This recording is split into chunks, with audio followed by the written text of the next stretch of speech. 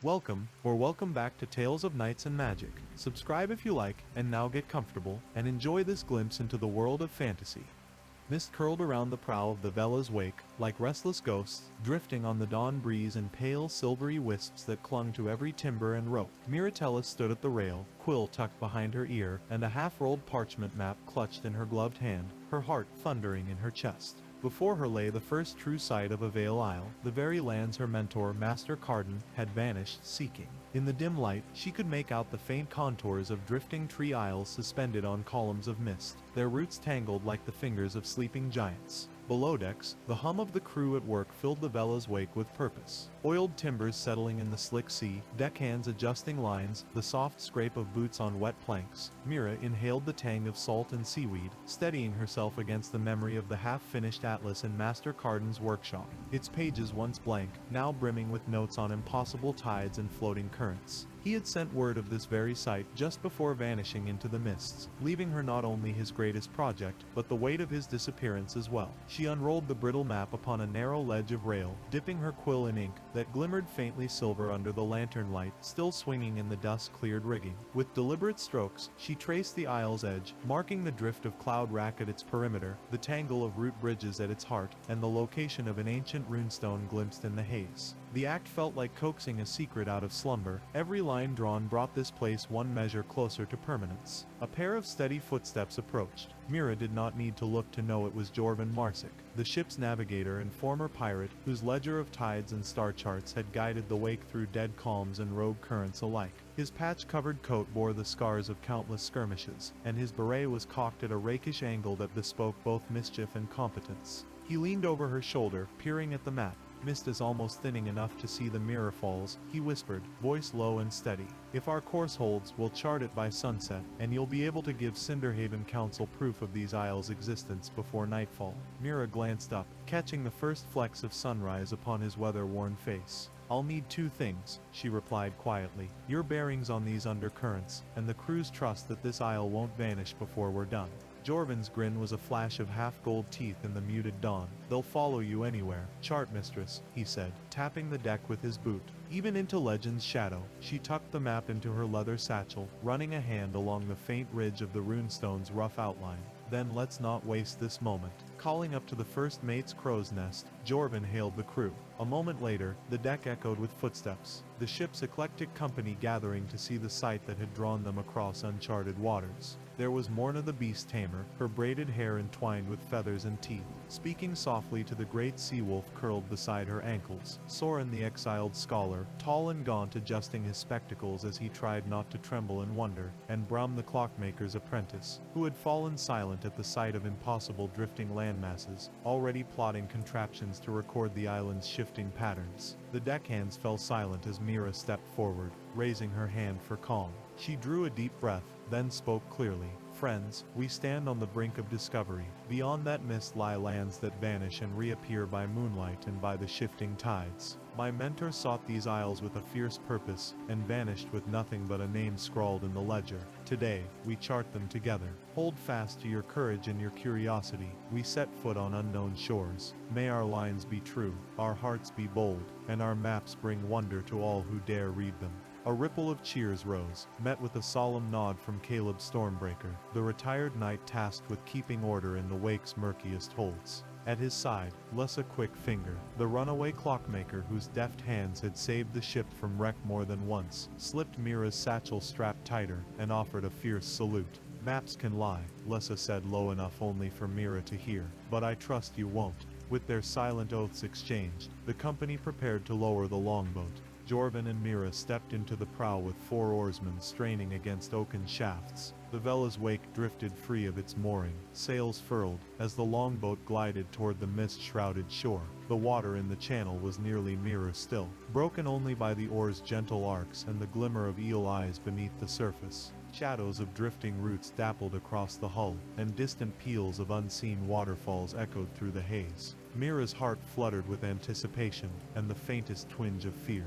Dark legends told of explorers swallowed whole by Vale Isles, their memories lost in the shifting fog. Yet she felt the same pull that had drawn Master Carden's quill, the hunger to know, to chart, to fix, and to share this marvel with the world. Stepping onto solid ground felt like waking from a dream. The air was cool and tinged with the scent of moss and flower, a living perfume that spoke of life unbound by seasons. Roots writhed like steel vines through the earth, weaving natural bridges between drifting mounds of soil. The terrain shifted beneath her boots. Every step seemed precarious, as though the land itself might slip away, if not tread lightly.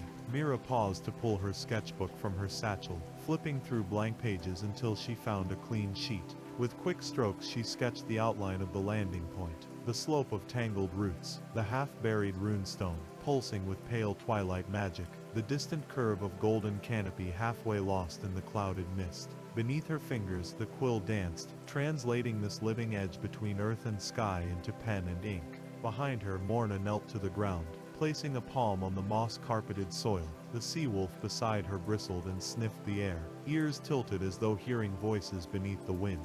"This place breathes," Morna murmured. "The old spirits slumber here. Our coming has woken them." Jorvin dropped anchor in a shallow pool of root-choked water, and Caleb disembarked with Brahm and Soren in tow. The knight drew his sword, inspecting the carved runestones lining a half-collapsed shrine. These glyphs, they speak of a time before Cinderfall, when the world was shaped by dream and desire. He traced one with a gauntlet, but the words fade. "We must bind them again. Forge a living map that holds the true shape of these isles." Soren blinked, lifting his heavy scroll case from his shoulder. "The old tomes say the Vale Isles remember every soul that walks them," he said softly. "They record our presence, but only if we imprint our will upon them." He unrolled a protective script of binding. 3 lines of molten ink verse meant to still the ground's caprice. "It's like capturing a bit of the world in writing, so it cannot slip away." Mira nodded, tucking her sketch beneath her cloak. "Then let us bind this first edge." She stepped to the shrine's threshold, producing her vial of sunrise dew, the only solvent strong enough to cleanse and prime the runestones. Carefully, she kissed each carved groove with a drop of dew, then pressed her palm against the moist glyph. The runes flared in dull gold for a heartbeat, and solidified into clear living carvings. Then she traced the sunrise dew over her map's margin, wearing the hidden mirror ink, until it glowed with the same warm light. The ground beneath trembled in response, a measured quiver, as though the land acknowledged its new companion. The shrine door, long sealed by time and spell, creaked open to reveal a polished chamber carved by hands long since turned to dust. Inside, a pedestal of fern-hung stone held a cluster of crystalline leaves that shimmered with internal moonlight, an artifact of the Vale Isle's living magic. Mira approached with reverent awe. The cluster pulsed softly, each leaf imprinting its living map into the air, floating lines of shimmer that became visible only when reflected in silver ink. Carefully, she positioned her quill above the faint sheen and began to trace, capturing each shifting line before it dissolved. The process felt like painting the tide, but this tide was woven of root and leaf, unfurling in loops and spirals that defied any flat parchment. Behind her, her companions formed a silent circle. Caleb kept watch for any predators born of briar and root, while Morna hummed a prayer to the forest's ancient guardians. Jorvin murmured coordinates into his logbook, measuring angles by the rising sun. Bram adjusted his calibrations, tiny gears embedded in his belt ticking in time with the living map's subtle pulse. Soren read aloud from the scroll, reinforcing each inked line with whispered incantation. Ira stood between shadow and light, her wards glistening like prisms in dawn's glow. Minutes stretched until the chamber's pulse slowed beneath their combined effort. The crystalline leaves dimmed, content now that their form had been captured by quill and ink. Mira stepped back, brushing sweat and thrill from her brow. "We've done it," she whispered. "We've charted the first living edge of a Vale Isle." A cheer rose softly as the shrine doors closed again, sealing away the chamber's heart until another cartographer's hand might awaken it. Lissa pressed a hand to Mira's shoulder and gave a sharp, proud nod. "Let's hope the guild never sees this," she joked, though her grin was tinged with relief. They'd sell the world to control it. Mira gathered her satchel, now heavy with maps, ink, and the first taste of wonder only a cartographer can know. As they emerged into open air, the Vale's wake drifted beyond the mist line, a silent anchor in the channel. The sun now climbed higher, its rays dispersing the lingering ghosts of dawn. Trees overhead stretched against the sky, birds with glass-bright feathers cried from floating branches, vines spooled like living ropes, beckoning them deeper into the heart of shifting land. Mira cast one last look back at the scattered shrines and the newly bound runestones. She knew the hours ahead would bring trials to master the Isle's violent tides, to negotiate with their phantom lords, to rescue explorers trapped between maps, and to discover whether the Veil Key's 5 sigils could truly lock the shifting world in place, or free it forever. But in that shimmering moment, as her quill rested warm against her inkwell and the world awaited her next stroke, Mira felt the thrill of impossible possibility that with each careful line she drew, the living mystery of the Veil Isles would bow to her will, if only for a moment that might last until the next tide, the next sunrise, the next turning of the Cartographer's wheel. And so, with map in hand and companions rallied, she stepped back to the longboat, ready to write the next chapter in a saga of floating lands, restless tides, and the unending dance between chart and chaos. The longboat bumped softly against the shore of the Veil Isle's interior lagoon, the first rays of dawn gilding the mists that framed towering root spines and drifting canopies overhead. Mira stepped ashore first, quill at the ready, her heart still echoing with the thrill of binding the shrine's runes to her map.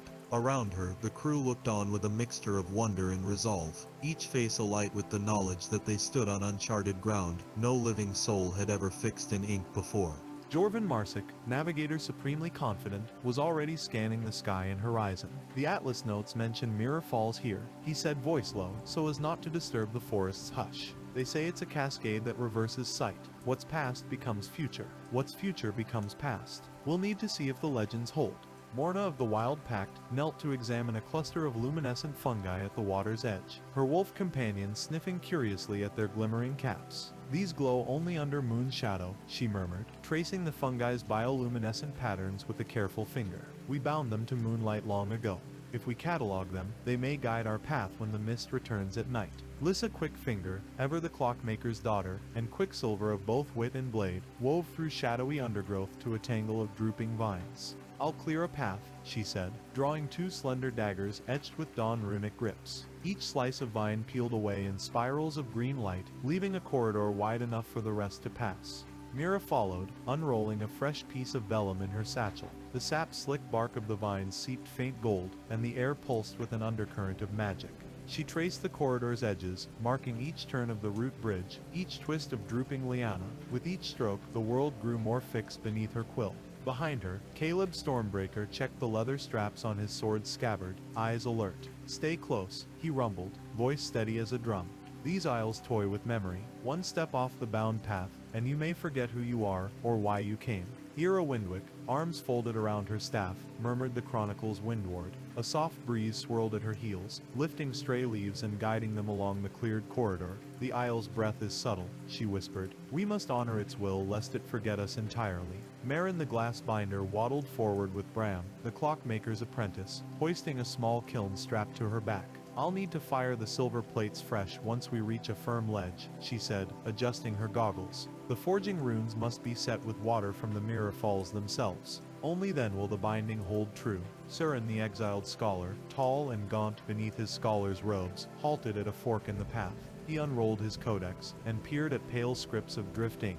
One route leads toward the waterfalls, the other deeper into the root heart communes. The codex warns that both converge under the bramble arches. That's where the second sigil lies. Mira closed her satchel, quill slipping into its loop. She drew a breath, savoring the chilled air tinged with moss and hidden blooms. We head for the Mirror Falls first, she declared. Bind their runestone to our map.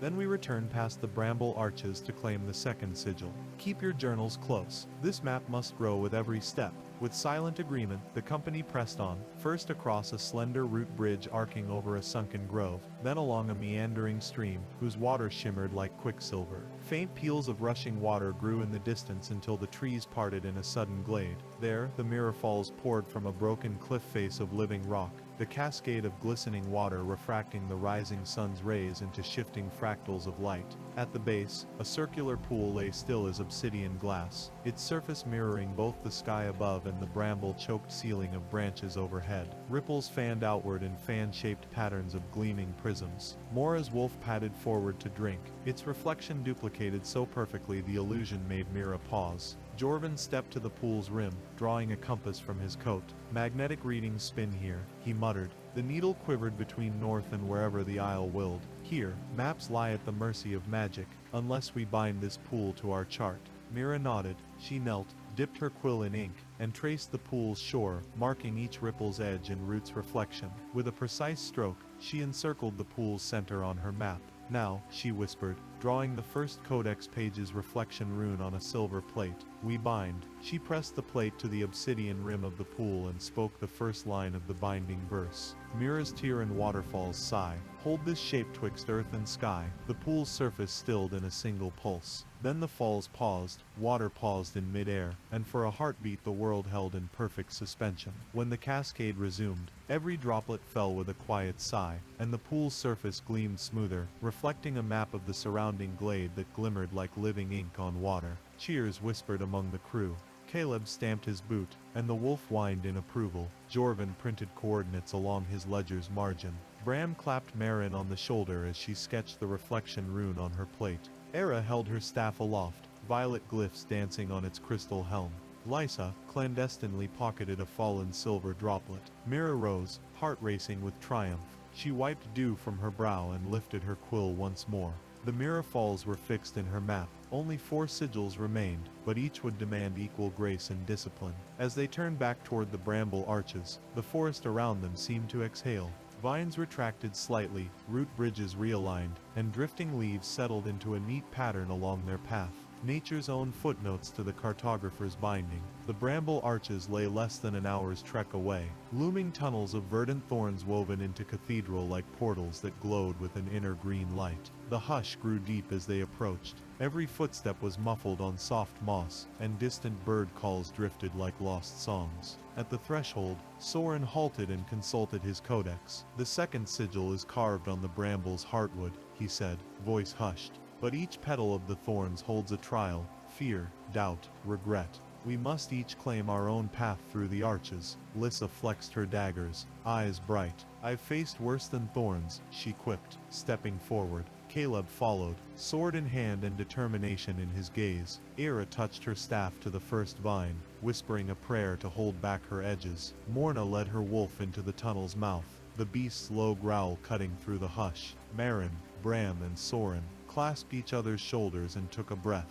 Mira paused at the arch's entrance. The vines swayed in a wind that was not her own, as though the isle itself tested her will. She felt a pull at her heart, a memory of Master Carden's last words. The map you make must be lived, not just drawn. With a nod, she stepped forward into the bramble's embrace. Inside, the world transformed. Light refracted through thorn shards embedded in the vines, casting fragmented rainbows that danced across every surface. Each step deeper into the tunnel felt like walking through a kaleidoscope of living glass and steel. The air grew thick with the scent of rose sap and something darker, an undertone of past regrets that whispered at the edge of consciousness. Suddenly, vines coiled around Lysa's ankles, and she yanked her blade, cutting free with a shower of thorns. These vines, they seem alive, she shouted. They know my history. She staggered, and scenes flickered across the thorns. Her childhood as the guildmaster's daughter, the night she stole her first mechanism, the empty courtroom where her father's trial ended in exile.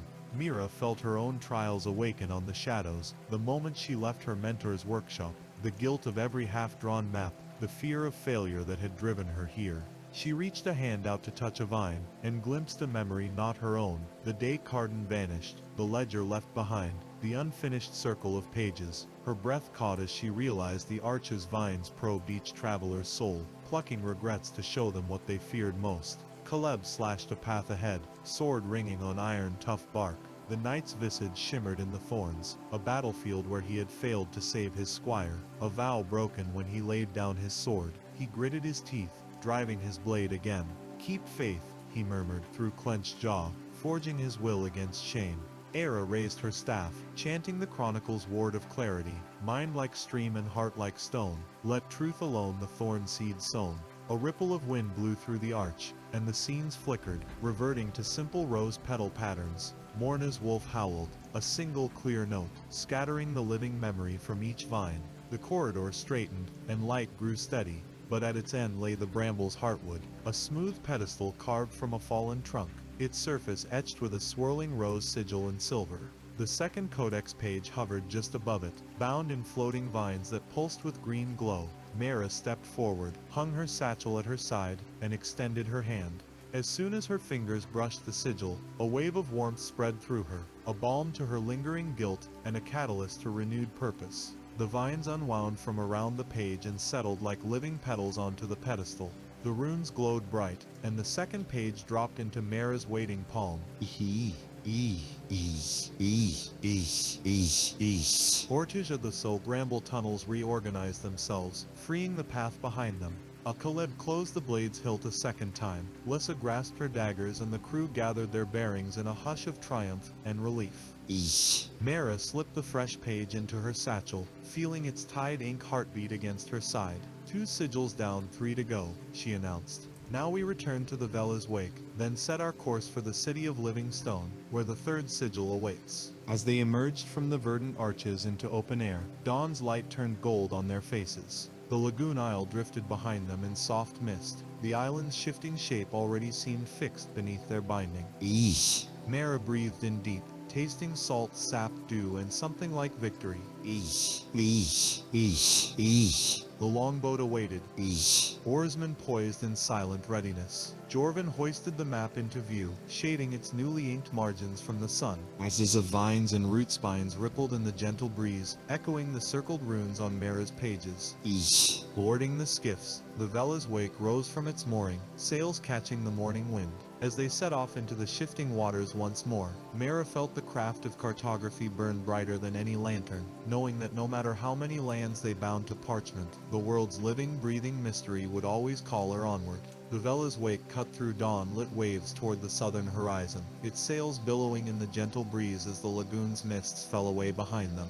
Maritella stood at the rail, quill secure in her satchel and heart steady with purpose. 2 of the 5 sigils of the Vel Key were safely bound beneath her ink, and now the city of Living Stone beckoned on the map like a promise carved in marble. The crew clustered around her, Jorvin with his star chart clutched to his chest. Morna's sea wolf padded expectantly at her side. Lyssa's daggers gleamed at her belt. Caleb's sunsteel sword glinted in the morning light. Marin and Bram arranged their small forge kit by the helm, and Era whispered wind chants that rippled through the deck rails. Even her sister, silent but wide-eyed with wonder, watched the shifting skyline where shimmering spires rose from a plateau of calcified coral and drift mineral rock. The city of Living Stone, Mara said, voice firm. Every column, every arch carved from petrified reef. They say its stone breathes in rhythm with the tides. There we find our 3rd sigil. As the wake drew closer, the city's outlines resolved, massive colonnades of white sea stone, etched with wave patterns, bridges spanning channels, where salt water sluiced between tiers of terraces, and obelisks crowned with living coral that pulsed like hearts beneath their carved forms. Below, scaffolding of driftwood supported by pearlescent anchors hinted at constant repairs. This place shifted as surely as the Vale Isles themselves. Jorvin adjusted the sails with a murmured prayer to the wind, guiding the bow toward a broad harbor carved into a fallen atoll. Sheer cliffs guard the inlet, he noted, voice steady. Tide runners say we must enter on the high flood or risk being stranded on the reef flats at low. Era closed her eyes and raised her staff, drawing a faint glyph in the air that shimmered violet. A soft gust rose, parting the haze to reveal a channel deep enough for the wake's keel. The city will greet us, she said, but its tides flow with memory. We must anchor our purpose here, bind our sigil quickly, or we'll be swept away by nostalgia's current. Marin and Bram readied their portable forge on deck, packing quick-fused charcoal and star iron crucibles. We'll need fresh silver plates, Marin said, brushing soot from her goggles. This city's tide stones require a different alloy, one tempered by living reef and moontide.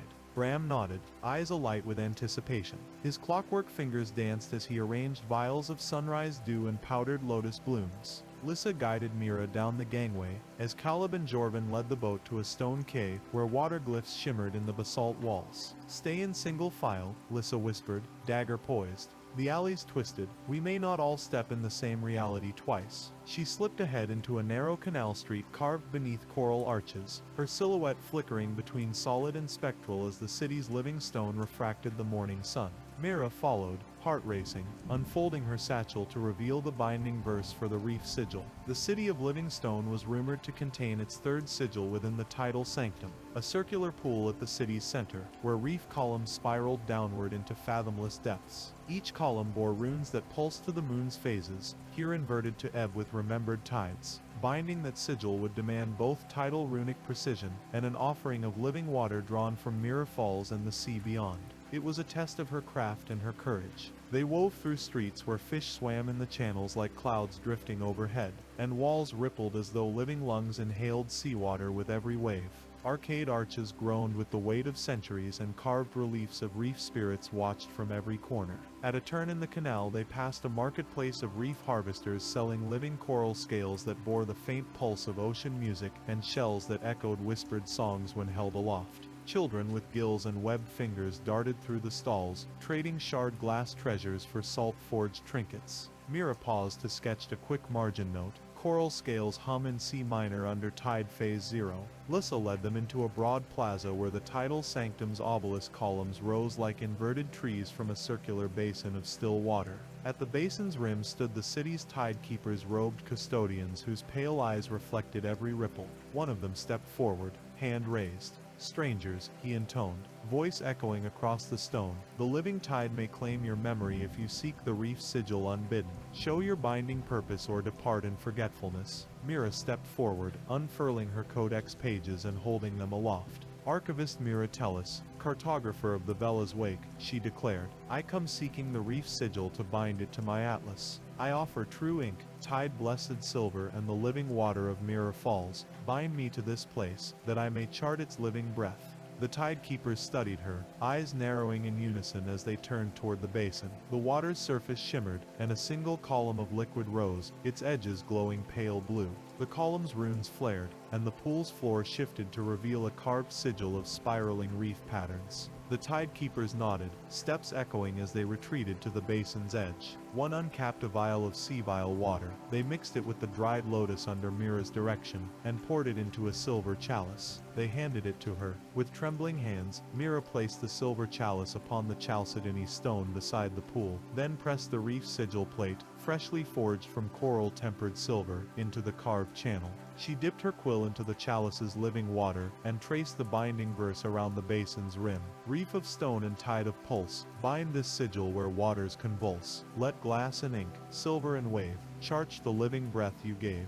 The basin's surface quivered, and the rising column of water roared as though awakened from slumber. Then, in a single breath, the tide stilled, the column collapsed, and the obelisk column's inner cores glowed in pale moonlight even beneath the sun's glare. The living stone pulsed once, then settled into a gentle rhythm that harmonized with the city's heart. Mira exhaled, quill shaking as she tucked the newly inscribed reef sigil page into her satchel. The tidekeepers bowed, and the basin's water drained into subterranean conduits that hummed with life. The runes around the plaza, formerly flickering in sporadic patterns, glowed steady, anchoring the city's living map to her atlas. A cheer rose from the gathered crew. Caleb sheathed his blade, clapping Jorvin on the shoulder. Morna released her wolf's leash, and the animal howled in triumph, echoing off the coral arches. Lissa slipped a hand into Mira's, offering a fierce grin.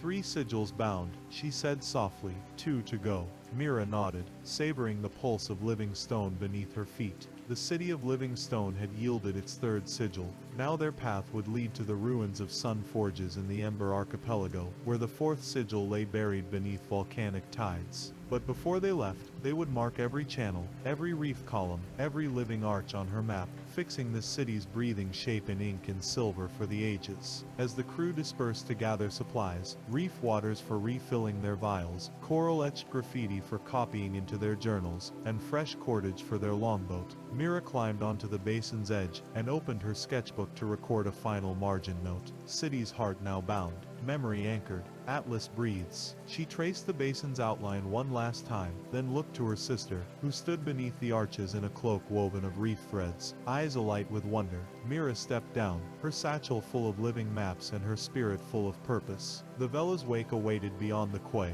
its sails catching the breeze that carried the city's living song. As they boarded, the tidekeepers sounded their conch horns in farewell, the notes weaving through the coral arches like rippling water. Jorvin guided the skiff back through the channels, Lisa adjusted the sails for the wind toward the southwest, and Marin readied the forge for another round of silver tempering. Ira whispered a wind chant behind them, easing the current's pull and guiding them past the cliffs. Caleb stood watch at the prow, sword still at his side, ever vigilant. Mira joined him, quill poised at the rail. She unfolded her map with care, 3 sigils bound, 2 more to find. Ahead, where the horizon met sea and smoke, lay the Ember Archipelago, volcanic spires bristling like blackened fingers, where fire met tide in an eternal dance. The 4th sigil was said to lie within the ruins of sun forges, the perfect crucible of flame and moonlight. To bind it, she would need both reflection and fire, forging a verse that wove sun steel with tide ink. The Vela's wake cleared the harbor mouth and plunged into open sea, the city of living stone's gleaming columns receding into a living memory anchored to her growing atlas. Mira steadied herself against the rail, heart full of maps yet undrawn and worlds yet unfixed. 2 sigils remained, but with each binding she had learned that the map was more than lines on parchment. It was a testament to every choice, every risk and every soul who dared to set ink to living land. And as the ship's prow sliced into dawn's light once more, Miratellis, cartographer of shifting lands, prepared to chart the next isle, trusting that her quill, her courage and her compassionate will were enough to capture a world that refused to stay still. The Vela's wake slipped beyond the gilded spires of the city of living stone into open sea, sails trimmed to the gentle dawn breeze that carried salt, and the faint echoes of reef song. Miratellis stood at the prow, quill still secured in her leather satchel, eyes fixed on the distant silhouette of the Ember Archipelago rising like black volcanic teeth against the horizon. Below her boots, the wooden planks of the deck hummed with the ship's steady rhythm, and the living map tucked at her side pulsed with the 3 sigils already bound, mirror, bramble and reef. 2 remained, sun and cloud waiting in lands where flame met tide and sky met summit. Jorvin Marsic, navigator supreme, came to her side, chart spread across his forearm. "We have nearly 2 days' sail before the current shifts," he said, voice low as if addressing the waves themselves. "The Ember Isles lie south-southwest, but we must time our arrival with the next high tide at the Sunforge Cavern. Too early, and the entrance will be blocked by lava flows. Too late, and the tide will recede beneath the basalt shelves. I'll set us on a course that skirts the firefin shoals, breakwaters of obsidian so sharp they slice wooden hulls like parchment." Mira nodded, folding her satchel with care, "Then set your course by the evening star. I'll review the Codex's Sunforge binding verse and prepare our silver plates. Marin's forest steel crucibles will need recalibration for molten basalt instead of sea winds. The alloy must hold its shape beneath Vaunt heat, or the binding runes will shatter." Behind them, Morna the beast tamer crouched beside her sea-wolf, murmuring to the creature as though coaxing secrets from its bristling fur. The wolf's ears twitched at every splash of water against hull, and its half-lidded gaze seemed to pierce the deep. "The Isle's creatures will guard the Sunforge," Morna said softly. "Hush drakes that slumber in magma rivers, horned salamanders that breathe smoke. We'll need the wolf's instincts to steer clear of ambush." Lissa quick-fingered dove below to check her pouches. Charcoal flints, silver-etched daggers dipped in dew ink, and a compact mirror bound by shifting runes, the same mirror glass she had used to reflect the first sigil's ripples at Mirror Falls. She grinned when she emerged, ready for whatever the volcanic isles might throw at them. "I've stocked enough incendiary dust to blind a basilisk," she declared. "Let the salamanders come. I'll show them how light can cut through shadow." Caleb Stormbreaker consulted his sword's inscription, palm brushing the sunburst-etched hilt. "I'll prepare the militia for the landing," he said. "We'll need to anchor on the western shore of the largest island, beneath the Caldera Rift. Brigade lines there, away from the worst heat, should give us a staging ground. Once we secure the beachhead, we push inland to the Sunforge Cavern before magma tides rise." Era Windwick raised her staff, violet runes twinkling like stars against dawn. "I will summon a cloud ward to shield us from the ashfall," she promised. "By weaving mist veils to catch the embers, we'll keep the ash from suffocating our lanterns and clogging our forge." Mira took a deep breath, feeling the pulse of the living map at her side. "Then let us chart the Ember Archipelago," she said.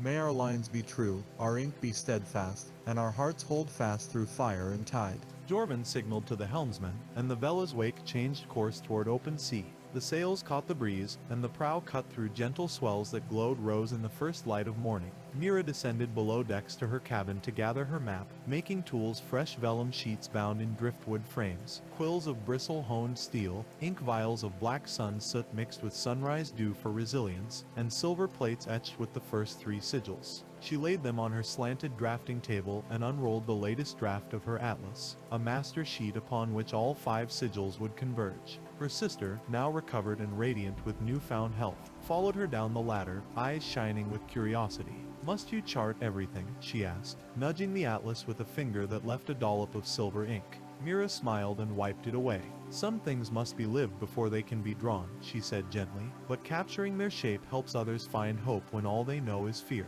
She handed her sister a quill dipped in indigo. "Here, chart the sea lanes for tomorrow's tide. Every hand that helps makes the map stronger." They worked together, side by side, tracing the curving lines of ocean currents predicted by Jorvin's star charts and Soren's ancient tide tables. Bram tinkered beside them, fitting 2 glass-lined tubes into a makeshift barometer designed to measure volcanic gas density. Each of these measures would feed back into calibrations for the living map: world as wind, world as water, world as flame, world as root, world as cloud, 5 elements bound to 5 sigils. By midday the wake bumped against the foam line at the island's rim. The western beach lay ahead, a narrow strand of black sand, punctuated by basalt columns towering like monoliths. A buoy of driftwood marked the deepest channel, its top carved with a sunburst rune by Jorvin's first mate. Flames flickered within rocky fissures behind the columns, sending ribbons of sulfur smoke into the sky. Caleb marshaled the crew on deck.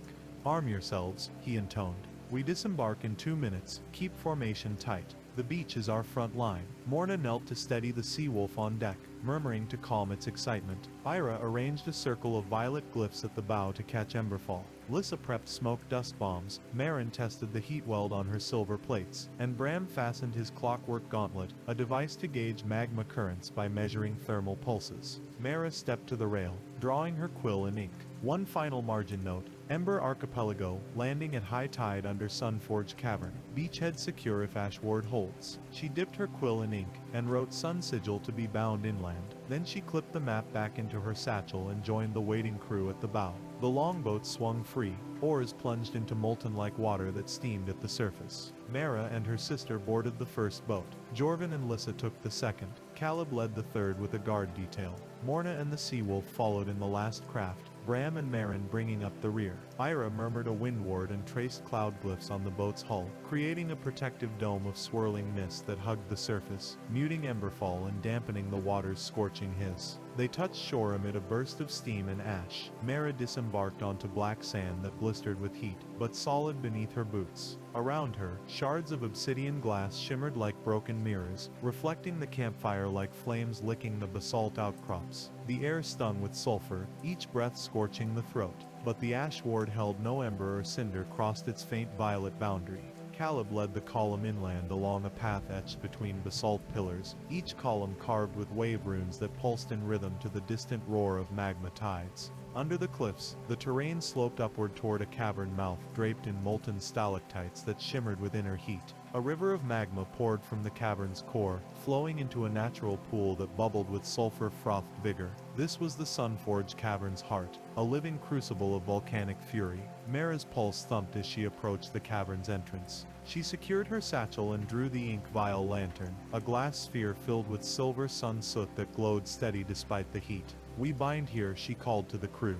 "The pool's edge is our canvas, the magma's line our binding runes." Marin set up the portable forge beside a cooler shelf of basalt, fashioning a ring of molten basalt-tempered silver plates into a perfect circle. Bram poured a thin stream of sunrise dew into the magma pool as Mara stepped forward. She drew the fourth codex page, a sun sigil etched with blazing runes, and held it above the pool's surface. The magma hissed as the page's heat ink matched its temperature. Living fire meeting living ink. With a steady quill, Mara traced the binding verse along the pool's brim. "Sunsteel flame and tidal song bind this sigil, fierce and strong. Let molten heart in glass be cast, to hold the spark mid-ages vast. A wave of vibrant heat flared from the pool, and the molten surface stilled to a smooth glass-like sheen, etched with a halo of golden runes that glowed in the cavern's gloom. The basalt columns around them pulsed with solar warmth in unison, and for a breath, the cavern felt alive, its heart bound to Mira's will. Cheers echoed as the magma relaxed its flow, spilling into side channels that glowed harmlessly in the ashward. Lissa danced through the mistward's edge, scattering dust bombs to cloak any embers that might have slipped across. Caleb sheathed his sword with a satisfied clank. Morna's wolf howled, sending a tremor through the cavern's walls. Bram collected a sample of the cooled, glass-like crust for analysis. Marin clasped Mira's shoulder, eyes bright behind soot-smudged goggles. Mira tucked the sun sigil page into her satchel, feeling its warmth pulse like a living ember. 4 sigils down, mirror, bramble, reef, sun. One remained, the cloud sigil hidden in the citadel of wind atop the whispering cliffs. But before they left, they mapped every channel, every basalt pillar, every shifting eddy, so that the city of Livingstone and the Ember Archipelago would remain fixed in her atlas, even as they drifted in the world. The crew retraced their steps to the beachhead, the arc of basalt, now lit by the ashward's glow. Jorvin guided the skiffs back to the Vela's wake, adjusting their course to avoid submerged lava shelves. Era summoned a final wind pocket to clear the lowest haze. Mira paused at the water's edge, drawing a final journal entry, sun sigil bound, cave heart tempered,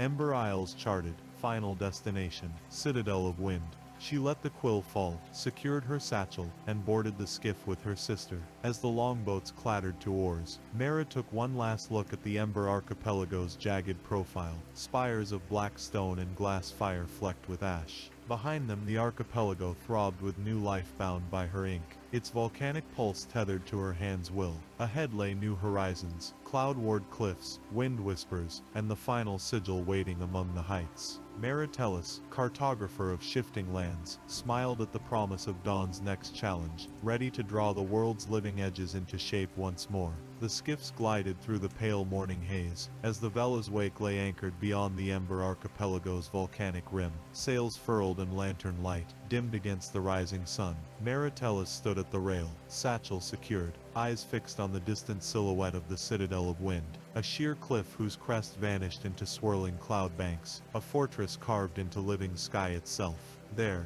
the final sigil awaited, etched in cloud crystal above the highest parapets, its binding rune only visible to those who carried the 4 foundational sigils. The sea around them pulsed with the memory of recent tides, magma flows cooled into glassy reefs, cloud shadows mourned the fallen embers, and the living map at Mira's side thrummed in anticipation of its final charge. Jorvin Marsic, navigator supreme, unrolled a new chart along the rail, wind patterns across the archipelago, current shifts around the basalt shoals, and the precise window when the storm winds that guard the citadel would yield a narrow corridor of safe passage. "We have but 3 hours before the south wind turns gale," he muttered, tracing a route around a spire of living glass that once rained molten droplets at high tide. Beyond that, the vent surge will buffet any ship foolish enough to linger. Morna's sea wolf padded beside him, ears pricked at the shape of each wave. "The wolf senses the vent's fury," she said softly, voice low as an undertow. "We must honor the current's thirst or it will feed upon us." Caleb Stormbreaker hefted his sheathed sunsteel blade at his side. "Then let us waste no time,"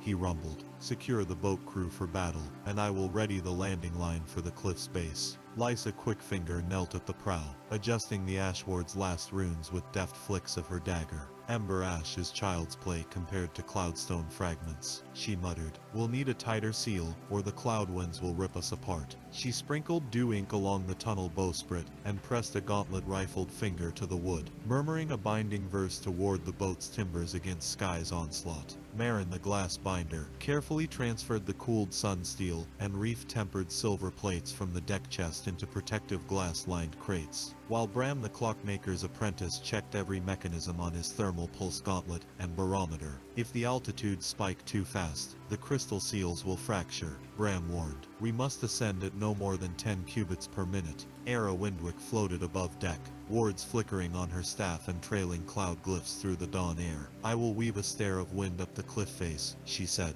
voice calm as the space between heartbeats. Climb without tether, follow the gust, and let no step betray your purpose. Mara inhaled salt magma, and the faint chill of cloud drifting across her face. She closed her satchel, and drew the scroll bearing the 4 bound sigils: Moon Mirror, Bramble Heart, Reef Pulse, Sun Flame, each wavering like living light beneath the parchment surface. She ran a fingertip over the final empty circle, the cloud sigil's rune waiting to be inscribed. Then let us bind the sky, she said, voice steady. May our lines hold fast against the winds of legend. Under Caleb's watch, the crew prepared the longboat, tie lines coiled, ash dust ready, dew vials at hand. Morna's wolf leapt aboard, cradling a small tuft of cloud feather grasses gifted by the Lagoon Isles tide keepers, their fluff said to anchor against storm gusts. Lysa set aerial canisters filled with smoke dust along the rails for rapid launches. Bran affixed his gauntlet and proliferation gears to brace the gunwale. Marin stowed her forge kit, leaving only a set of silver plates and quills behind.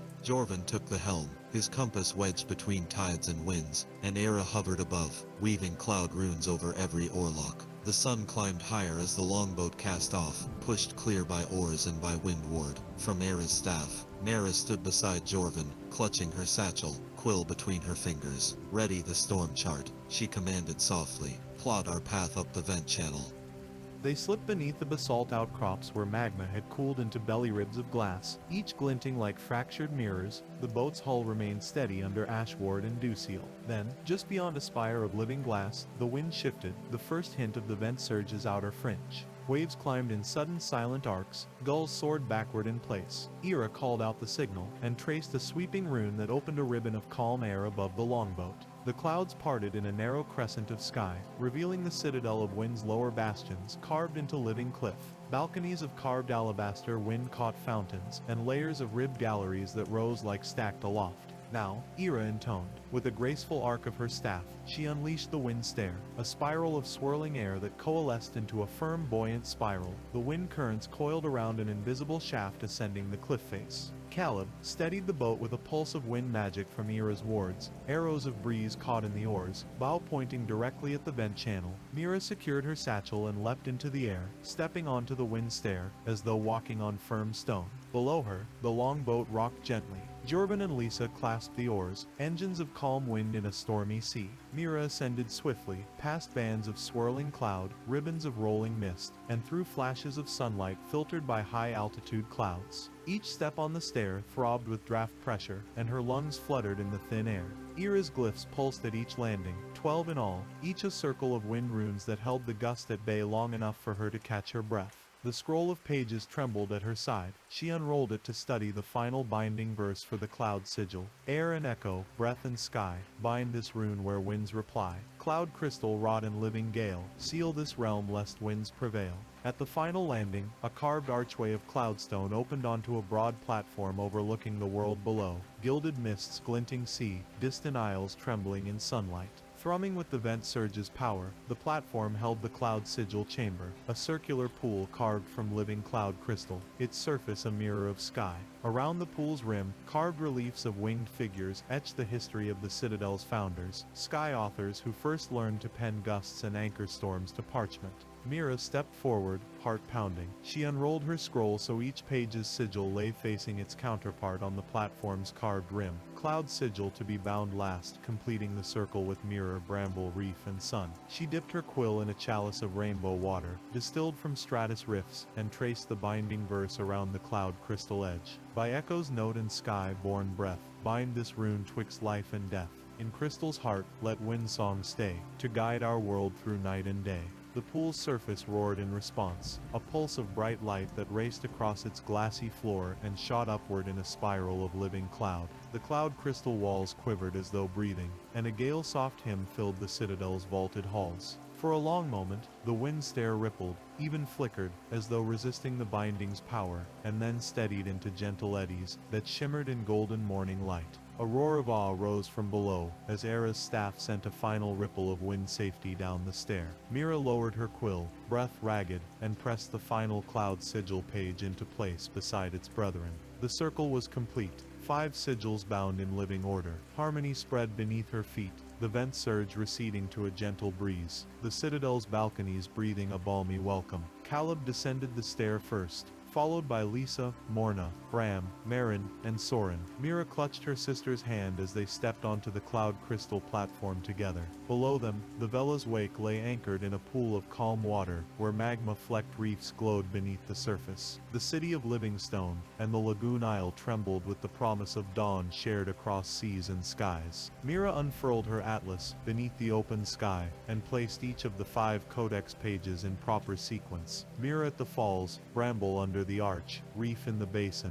Sun at the forge, and Cloud in the wind. The atlas's master sheet pulsed in unison, ink and silver, tide and flame, root and wind, woven into one living tapestry. She dipped her quill in rainbow water once more, and signed her name beneath the binding circle. Mira Tellis, Cartographer of Shifting Lands, by ink and will, these isles are bound. A hush fell around the platform as the cloud crystal walls glowed softly, shining in pale blush that echoed the sunrise's gold. The living map's heartbeat resonated through the air, a measure of each isle's life, held together by covenant and quill. Below, her crew cheered, voices carried up in a single soaring chorus. Caleb raised his sun-steel blade in salute. Lissa danced through drifting mist. Morna's wolf howled in triumph. Marin and Bram embraced in joyous clatter of tools. Soren bowed his head in scholar's reverence. Jorvin saluted the open sea. Era's ward shimmered like starlight. Mira stood at the edge of the world she had charted, surveyor of the impossible, where land and sky,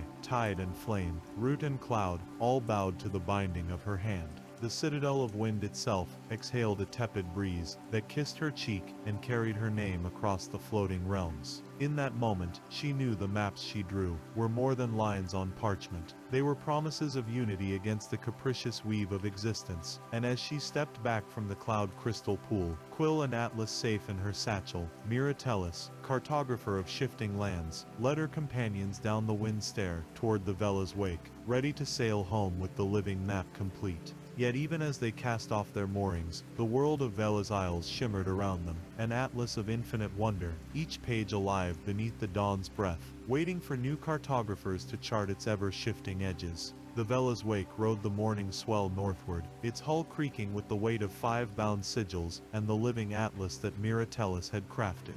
Dawn's gold light spilled across the open sea as the crew gathered on deck, each reflecting on the voyage that had yielded mirror, bramble, reef, sun, and cloud sigils, finally woven into a single map of shifting lands. Jorvin Marsick, poring over his logbook, charted a new course for home. Cinderfall lay across a week of open ocean, where Mira intended to present her atlas to the Cartographic Council and secure protections for the Vela's Isles. Yet even as the wind filled the sails, a new tension stirred beneath their victory, a sense that their work would be contested, not by nature, but by those who coveted maps as instruments of power. Below decks, Morna tended the sea wolf's paw, cleaning ash and salt from its fur with gentle fingers. The beast nuzzled her hand, its eyes reflecting gratitude for the album of living maps they carried. The wolf misses the isles, Morna murmured, but knows this atlas must live beyond the reefs where memory fades. Lysa Quickfinger emerged from the shadows, her dagger hilts gleaming as she checked her belt pouches. The Cartographic Guild's envoy meets us in Cinderfall Harbor, she warned. They'll demand a copy of everything we charted, or claim our destruction for trespassing Guildmact. Caleb Stormbreaker joined them, sword silhouette etched by the lanterns still strung along the deck rails. Then we bring the atlas before the council ourselves, he said, voice low but fierce. Let them see that these isles belong to the world, not to any single guild's vault. Marin the glass binder nodded, resecuring her goggles. My guildmaster writes to Cinderfall's artisans. He demands our crate of silver plates as compensation. They forget we forged them on living land that cannot be owned. Bram the clockmaker's apprentice tightened a screw on his thermal gauntlet. Our designs will be copied, he groused. They'll turn living maps into weapons unless we act fast. Era Windwick rose from the mezzanine stairs, wards shimmering like starlight on her robes. The council session begins at sunrise, she announced. We sail into Cinderfall's docks at noon. I will summon a wind ward to guide us through the harbor's maze, but be ready. Our greatest trial lies in courts of ink and steel, not in storms of water or ash. Mara closed her eyes, heart pounding. The atlas lay in her satchel beside the codex pages, proof of wonders beyond imagining, but also a ledger of power that could reshape empires. She recalled the living roots of the Veil Isles, the pulse of cloud crystal, the roar of magma tamed by her quill. If the guild seized her work, they would wield nature's secrets as weapons.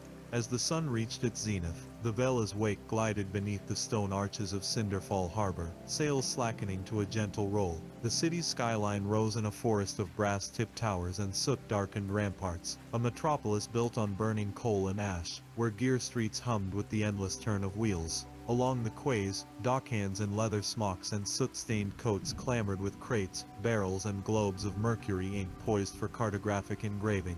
A flotilla of guild barges lay moored at the artisan piers, sails emblazoned with the cartographic guild's crest. A compass rose over crossed quills. Mara's stomach clenched as she saw the banners snapping in the harbor breeze. Era called forth a wind pocket that parted the smoke veil swirling above the city, clearing a straight path for the Vela's wake to drop anchor at the council's dock. Ropes hissed over bollards as Caleb and Jorvan secured the lines. Morna guided the Seawolf onto the quay, shepherding it past wary dock guard soldiers whose gun stocks gleamed under soot. Lissa and Marin followed with the Atlas crate, Bram trailing behind with the portable forge and vials of dwelling ink. Soren, the exiled scholar, carried the codex scrolls, draped in an alchemist's cloak to conceal their glow.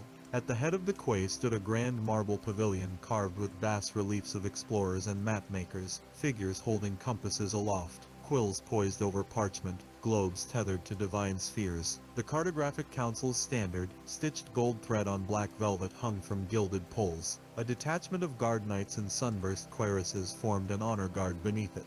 Guild emissaries in fine coats and powdered wigs whispered in anxious clusters, their eyes flicking toward Mira's party with a mix of curiosity and guarded envy. Caleb strode forward, hand resting on the Atlas crate. By right of discovery and binding, he called, his deep voice rolling over the quay, we present Cartographer Mira Tellis and her company before the High Council of Cinderfall to declare the Veil Isles charted, bound and open to all under the world's natural order. The guard knights parted to form an aisle. The guild emissaries stiffened, lips pressing into thin lines. Mira felt her pulse in her throat as she stepped forward, the atlas clasped in trembling hands. From the pavilion's wide steps descended Grand Cartographer Lucien Vale, a tall man draped in cobalt and silver robes, his white mustache waxed to point.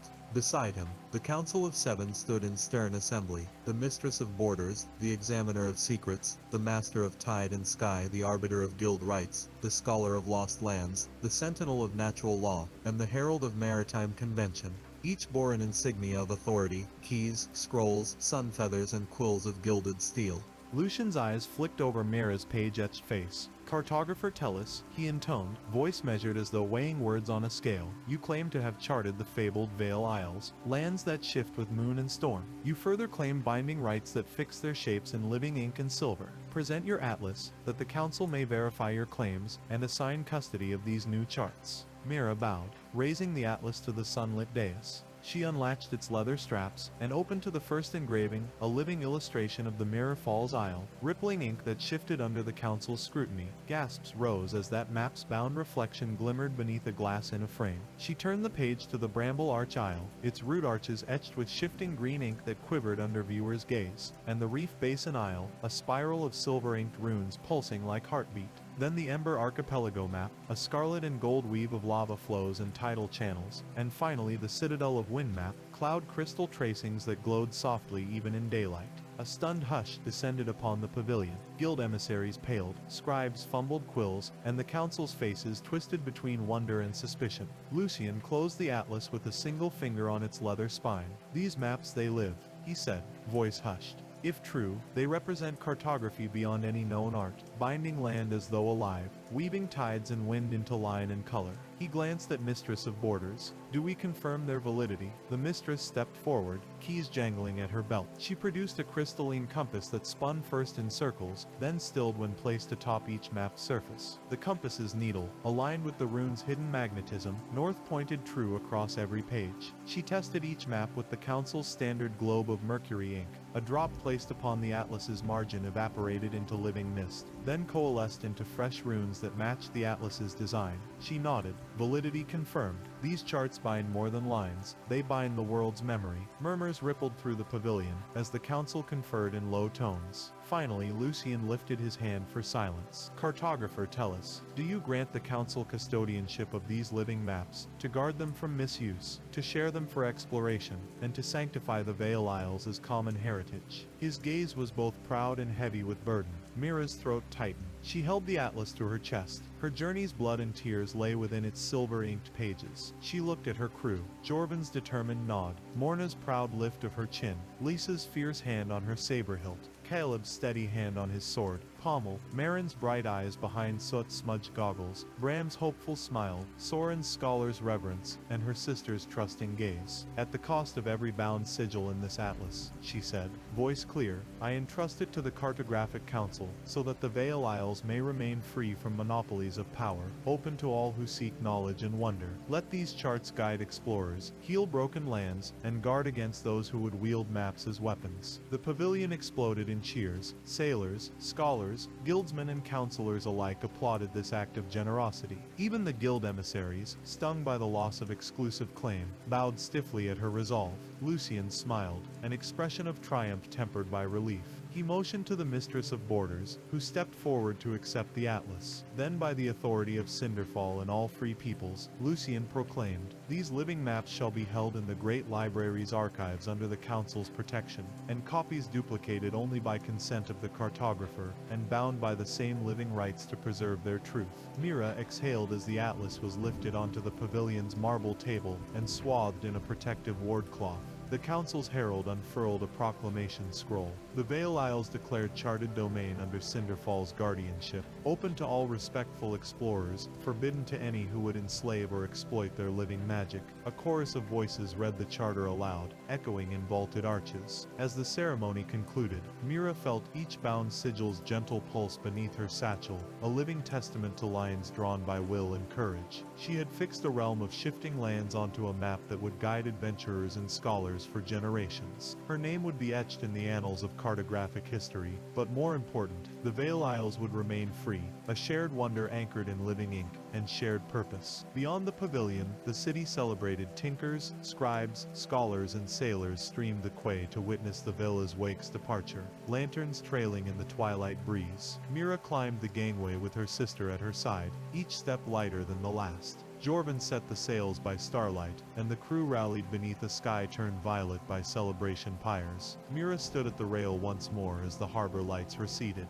In the atlas's binding, she felt the living pulse of every isle receding into memory, kept alive by her quill, by silver, and by the shared oath of a world that chose to chart wonder rather than tame it. And as Cinderfall's lights blinked behind her, she knew the greatest voyage was not of sea or sky, but of the maps we draw in our hearts, and the living lands we choose to bind with compassion and courage. The Vela's wake creaked against the lapping waves as the crew gathered on deck beneath the first pale blush of dawn, the city's lanterns a distant glow on the quays they'd left behind.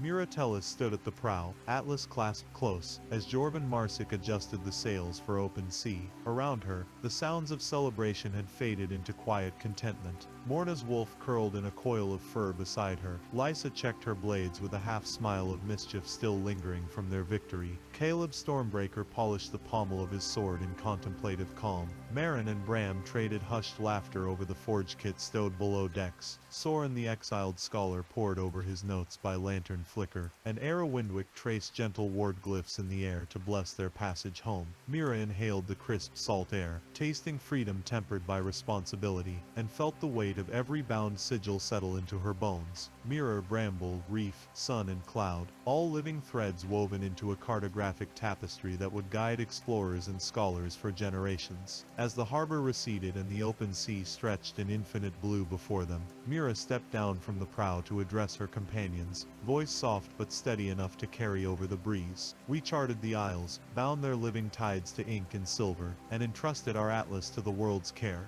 Yet our journey does not end with maps drawn or headlines written. Each of us carries a piece of these lands in our souls, a living bond that calls us back whenever the Isles shift with moon and storm. She paused, eyes meeting each face in turn. Jorvin's admiring nod, Morna's proud gaze, Lissa's eager grin, Caleb's solemn affirmation, Marin's hopeful sparkle, Bram's bright excitement, Soren's reflective calm, and Era's serene smile. The pact of 5 sigils we forged is more than ink on parchment. It is a promise that knowledge is shared, that wonder remains free, and that the world's edges, no matter how shifting, can be held fast by courage and compassion. Below them, the crew murmured assent, and Jorvin raised a hand in salute. To the Isles in every tide and every sky, he declared. Caleb drew his sword and tapped the rail in unison, an echoing clang of steel and wood. Morna's wolf howled, Lissa sharpened her dagger against a winch, Marin struck a hammer on a barrel like a smith's call to forge, Bram wound gears in his gauntlet, and Soren began to recite the ancient tide verse. Even the gulls cried overhead as though joining their chorus. Era's wards flared in soft violet arcs around them, sealing the moment in a living shimmer. Then with the sun cresting the horizon, the crew cheered and the Vela's wake plunged into the swell of open sea, riding the crest of shared triumph toward home.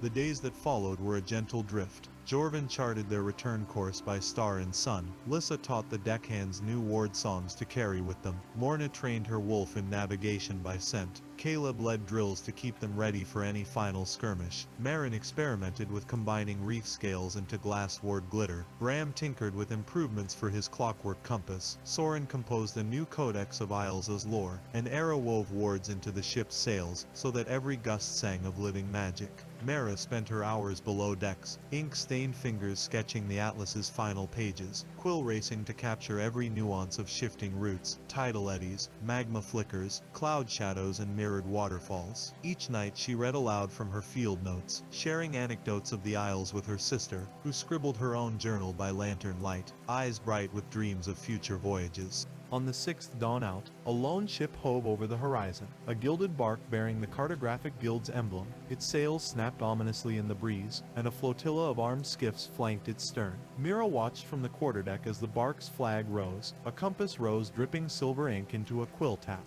Below, the guild's envoy stood at the rail, cloak billowing, lips set in a thin line. Yet as the bark drew near, the envoy hesitated, seeing not a battered crew, but a living testament to shared wonder.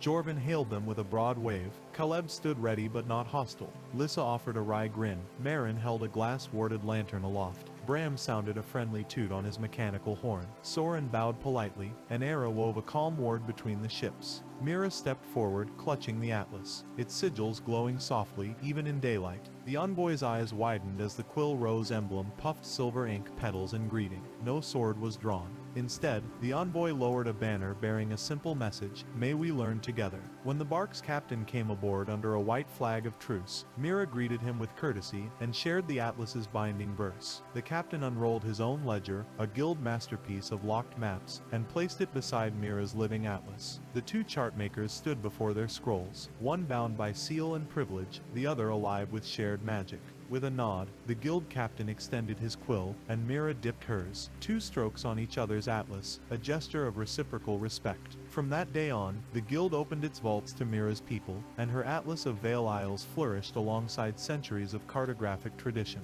As the Vale's wake slipped into Cinderfall Harbor at last, flags flying in welcome, students and scholars crowding the piers, and city bells tolling in celebration, Mira descended toward her mentor's old workshop. There, beneath a window dusted with silver ink flakes, lay Master Carden's final ledger, a blank page waiting for Mira's return. She placed her living atlas upon his desk, spine cracking with pride, and set her quill to the empty page. With a steady hand and a grateful heart, she began to draw a single line, and the workshop's old air seemed to sigh in relief. The living map of shifting lands had found its home, but Mira knew that the world's edges still beckoned, new wonders lurked beyond every horizon, waiting for the cartographer's curious eye. And so with ink and will renewed, Mira Tellis embarked on her next great venture, charting not only the isles that shift with magic, but the uncharted realms of hope, courage, and the boundless maps drawn by the human heart. Mira dipped her quill into the inkwell one final time, the silver ink droplets shimmering like starlight against the polished oak of Master Carden's desk, and began to trace a new continent beyond the Vale Isles, one born of rumor and half-heard tales in taverns along Cinderfall's docks, where sailors spoke of the shattered expanse, a realm of floating atolls tethered by lightning storms. As she sketched the first jagged outline, her sister leaned over her shoulder, murmuring ideas about constellations mirrored in the expanse's storm circles, and the living atlas's heartbeat pulsed stronger under her wrist. Below, Jorvin organized star charts and sea logs for the voyage, while Lysa tested new ward runes on broken maps scavenged from the guild's archives, ensuring their binding magic could withstand both tempest and trickery. In the workshop's dim corner, Bram tinkered with his barometer compass to measure atmospheric arcs, and Marin prepared gleaming glass plates etched with thunder runic patterns for the first sigil lightning. Caleb stood at the window, sunburst sword sheathed, gazing out over Cinderfall's rooftops as though watching for the masts of a departing ship. An Era hovered between hearts and ink pots, weaving a soft ward of protection around the old timber beams so no stray storm arc might ignite the workshop. Soren pored over ancient scrolls unearthed from the great library's forbidden wing, translating cryptic notes in a dialect older than any living tongue, his quill scratching in inky bursts that echoed the thunder rumble crashing in his mind.